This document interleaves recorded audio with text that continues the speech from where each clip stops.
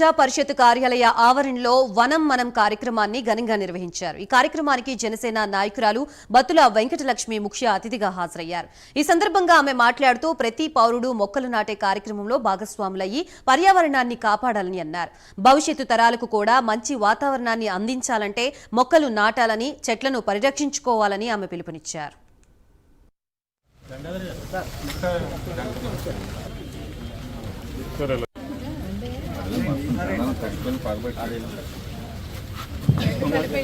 రెండు కలిపి ఎలా చూడండి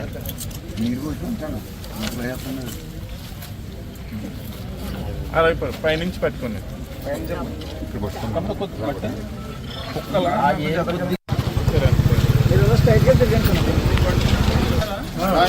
ఒకసారి అండి మాస్టర్ గారు